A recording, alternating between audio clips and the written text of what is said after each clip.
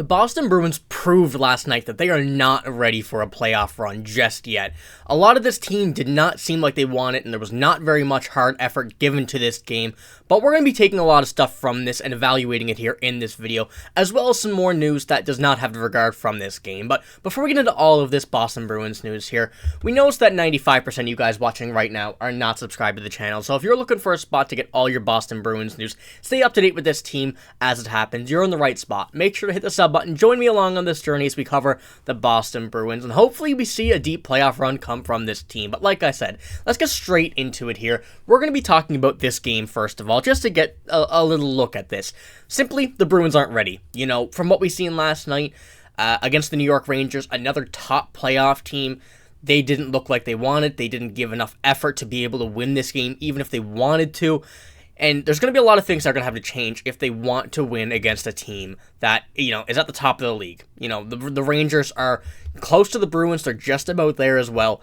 And they do have a much better roster on paper. You know, there's no arguing that this team is a very, very good team. One that a lot of teams are going to be scared to play come playoff time. But I'll pull up the box score, and as always, it's on the bottom of the screen here if you do want to have a look at it throughout the video instead of pausing here. But pause if you want to take a look at this. But a few notes here. Justin Brazeau, another phenomenal game from him. 13 minutes time on ice, getting a goal and assist, 4 shots, and being a huge portion of this team's net front activity. You know, he is a massive part in that. He's doing very well in that role, and I'm very excited to see if he can continue this against more teams in the NHL come playoff time and whatnot. I hope he makes his playoff roster. He better. He's been one of the best players on this team over the past few weeks, so I got to give my props to him. You know, a phenomenal player out there, and he's definitely fulfilling his role for the Boston Bruins. But other than that, you know, you see a lot of negatives out there. There was not too much positives coming from this game. Jeremy Swayman also not the best game. 26 saves on 29 shots is not bad at all. You know, there's a lot that will have to change from a team standpoint if that wants to get better. So I wouldn't book this on just Jeremy Swayman, but you know, like I said, a lot to take away from this game. A lot of negatives that will have to be fixed by the Bruins if they do want to continue to, you know, act like a playoff team, be a playoff team, get ready for the playoffs as this team. But, you know, there was not very much positive from this game. Like I said, I'll pull up the stat card here as well. I enjoy using this. It really shows the level of who did well and who didn't on the ice compared to, you know, just the eye test. As you can see, that first line there of Justin Brazeau and Jesper Boqvist, very, very good here tonight. Brazeau being the one especially that was above and beyond. A surprising good game from Matt Grzelcyk. I have another stat here just in a moment that is quite surprising, but, you know, once again, a lot of negative on this team, mostly from some of the top guys, you know, David Pastrnak, Pavel Zacha, Hampus Lindholm, Brandon Carlo, some of the guys who've been on this team for a long time, some of the NHL veterans, not the best game here, and that's what the Bruins did try to do this game. Once again, I have another screenshot here discussing this later, but they went with a more grizzled veteran type of lineup tonight. You know, there was no Mason Lohrei, there was no Parker Wotherspoon on the defensive side. They wanted to see what they could do, and it obviously didn't work. You can see the game after Kevin Shattenkirk had 3 assists, the game we praised him. Didn't do very good. Hampus Lindholm, once again, another not-so-great game, but, you know, like I said, a lot of things are going to have to change. We're going to have to take a look at this, you know, against another solid team. We said that the Ottawa Senators, you know, that's what they wanted to play like.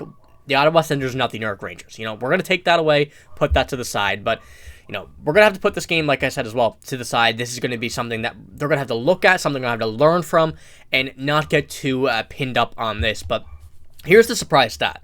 Matt Grzelcyk got 7 blocks last night against the New York Rangers, which is something that, you know, could have been a lot worse if he didn't block those 7 shots. So props for him on that, getting in front of the puck, acknowledging that that is his role. A game that we want to see from him, a style that we want to see from him in what could be, you know, his final few games as a Boston Bruin. He's acknowledged that, so he needs to take that step up and prove that the Bruins need to re-sign him if he does want to get that contract. But let's move on from this game here. You know, there's enough of that, enough from this game. A game we're going to have to move on from, simply as that, and this team needs to learn from this a lot. But the Bruins made a questionable lineup change in this one. Like I said, no Mason Lohrei, no Parker Wotherspoon on this one. They went with an older lineup, a more veteran lineup against a very solid New York Rangers team. This comes from Mike Sullivan. This was before the game yesterday. He goes, In a big tilt against the potential playoff preview, it seems like Montgomery is going with an experienced, grizzled guys. If it works, it works. Would have loved to see Lohrei, but in Monty we trust. Definitely didn't work out. Simple as that. Mason Lohrei, Parker Wotherspoon, although they don't have that experience yet in the NHL, they're still both two very, very solid guys. And these, I think this game kind of proved that it's not all about the veteran, the grizzled, veteran guys here on this team. It's about who best suits this team at the current point they're in. And I really don't think Kevin Shattenkirk is in that anymore, Although he did have 3 assists there last game, the one before the Rangers, I don't know if he's really going to be a big part of this team for the rest of the season. I don't think this game proved him or helped his case very well. I really do like what they have going with Wotherspoon and Lohrei. The games they've been in, they've played very well and they've worked out very well. So, I think that is really going to be what they need to do going ahead if they want to be able to compete in these games on the defensive and offensive side. But this is what Jim Montgomery had to say after the game. He said, looking at Lohrei and peak pairing, I'm not 100%. We wanted to see it in practice. Ideally, it looks good, right? A guy that's stiff and physical against a guy that's a puck mover and more of an offensive guy with more of a defensive mind. This is ideally what you want in this pairing. This is what you want to see, for these two guys. These two guys have played well for most of their Boston tenures. Peak, I would say, is a bit of an exception in this game against the Rangers, but for the most part, they've been playing very well together, and I think that, or not together, on this team, excuse me. So I think giving them a pairing together, trying them together, it can't hurt. Compared to what we've seen last game, you're going to need to try something else on defense. And I think that something like this would work. Like Jim Montgomery said, an offensive mind, a skilled guy, compared to a defensive mind and a solid defensive player.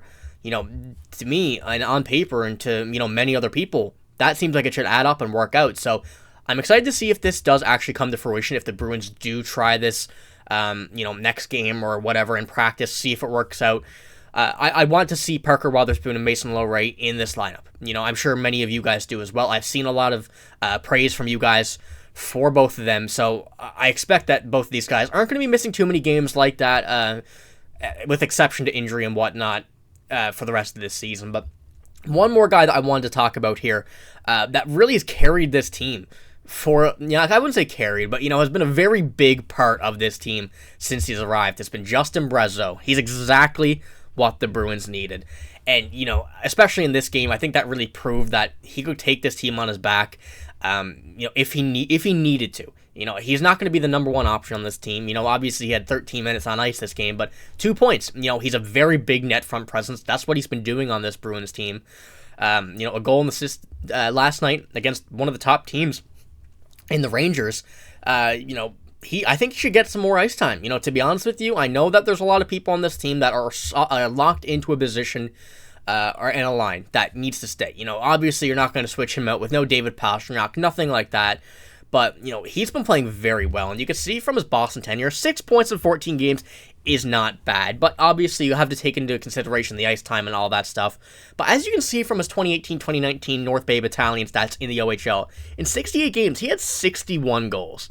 That's nothing to, pass over. That's nothing to just have a look at and, disregard. That's a very good stat. Even though the OHL is a very offensive league, he's been able to continue that. You especially see in the ECHL with my hometown team, the Newfoundland Growlers, 27 goals, 28 assists, and 57 points. Watching him in that season, really showed me that what his potential could be is something that the Bruins need.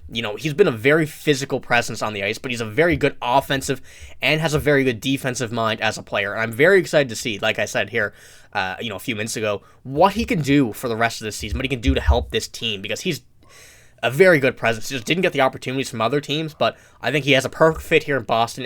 He's a Boston-style player, big, physical, not taking nothing from nobody. He's going to be there, do what he needs to do to get a goal, do what he needs to do to help this team. So I got to say, he's really surprised me so far on the Bruins this year. I knew what he could do. I knew the potential he had, and I'm just happy to see he's doing it. But I want to know what you guys think about Justin Brazeau. Obviously, held this game together, I guess you could say, by putting up a few points here to put it a 5-2 game.